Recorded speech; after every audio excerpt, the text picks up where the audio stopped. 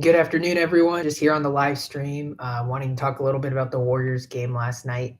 It was the Warriors versus the Spurs last night. The Warriors won 144 to 113. I know a lot of Warriors fans weren't very nervous for this game, but personally, I was a little bit nervous just because the Warriors haven't been good on the road. That's been kind of the general trend over the past couple of weeks. That the Warriors are 3-16 before this game on the road. They have they have the worst road record in the league right now. It's really tough for the Warriors to somehow win on the road. We've had a couple close games, like in Charlotte, where we barely lost, and the Pistons as well, which we're currently 0-2 to, actually even losing to them at home. But it's clear that the Warriors kind of needed to turn things around, and getting their fourth win on the road out of about 20 games is definitely huge. It's weird to call this game a huge game, but I think it really spoke a lot to what the Warriors have done over the last couple weeks and without Steph Curry as a whole, and kind of show why this game is so important as well. If you guys watched this game live, it just felt like a different air. The Alamo Stadium that the Spurs decided to use for this specific game was one that they haven't used in a couple of years, and the Spurs' 50th anniversary. Clearly, it meant something more to Greg Popovich. It meant something more to Steve Kerr. It meant something more to the whole city of San Antonio, who honestly cheered for Steph Curry just as much as they cheered for their own team, which I think was an interesting development as well. But I think overall, the vibe of this game was just a lot more energy. And I think everyone wanted to play this game a little bit more. And that's what I wanted to kind of focus on first, is that the Warriors seem to really get up for games that have a higher level of importance. Last night, the Warriors and the Spurs game actually broke the NBA attendance record because the Alamo Stadium is so huge. They were allowed to fit extra people in it, which made it a lot easier for them to break the attendance record. If you actually saw the view from the top of the stadium, it was almost like you could barely see the games. You were just kind of sitting there and just like enjoying the crowd. There's one point in the broadcast where they talked about everyone kind of doing the wave.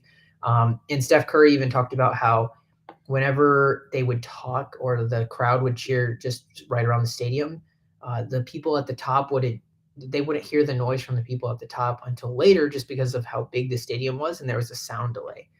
Just because of how big the stadium was, which I thought was a really interesting point, and just how different this game was. Now, to what the Warriors did in this specific game, I think this game was super important, not only because we won on the road and every road win will take what we can get, but the bench finally actually proved vital in this game. I think in this game for me, just eye test first, it felt like the starters actually didn't do as well as the bench. It felt like when Jordan Poole and Dante DiVincenzo came in after like the middle of the first quarter, we actually started to expand that lead, and the starters sometimes would actually, it felt like, give up a little bit of the lead. Specifically, when I say starters, I'm talking about Steph Curry and Andrew Wiggins. Obviously, they're a bit rusty. They've just come back for a couple of games now, I think 2 games. And they don't really have their legs under them, it feels like. And that's why when they switched their bench lineup, I was a little bit afraid today that we would kind of get destroyed, that we would have essentially no chance, and we'd lose those minutes, because that's been the story of the Warriors this season. I'm sure we've mentioned it if you've listened to any of our other kind of content, but the Warriors have been one of the best starting five lineups in the whole league. In fact, they had for a while there the best starting five by a large margin, especially when you look at the defensive rating side of things. Today, actually, you look at the lineup data, and Jordan Poole and Dante DiVincenzo had some of the best plus minuses of this game. Jordan Poole was our leading scorer at 25 points. He also played the most minutes, but 25 points and only 2 turnovers with a plus 19 in the box plus minus. And then Dante DiVincenzo had 22 points and a plus 20. And he also played 25 minutes, which is about as much as Steph Curry did at 23 minutes, but Steph only had 15 points. And he had 3 fouls as well. So it just shows you that finally the bench is playing well.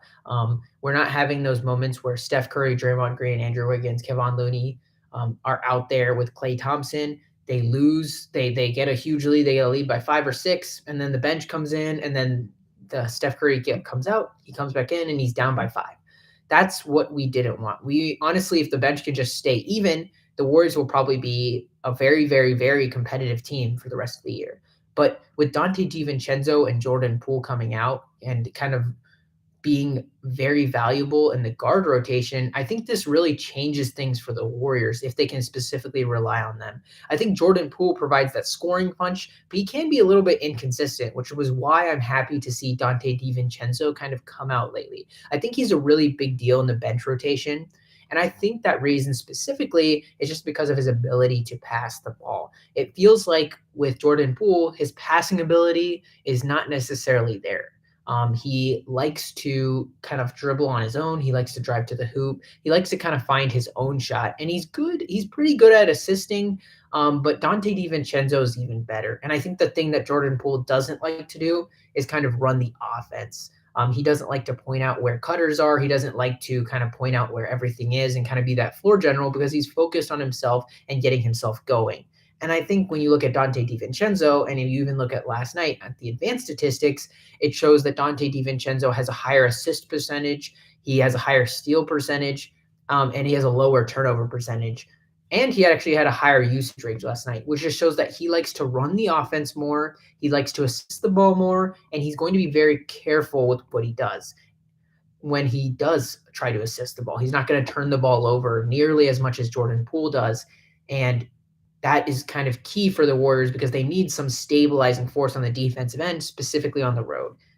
Now, that goes back to the point of why the Warriors have been so bad on the road, and that's because of role players. But Dante DiVincenzo, it seems like, is kind of one of those stable role players that can bring you those assists or those great passes every single night. He shot well tonight, and I think that's a plus, but his passing will be there every single night, which I think is key for the Warriors to continue this streak.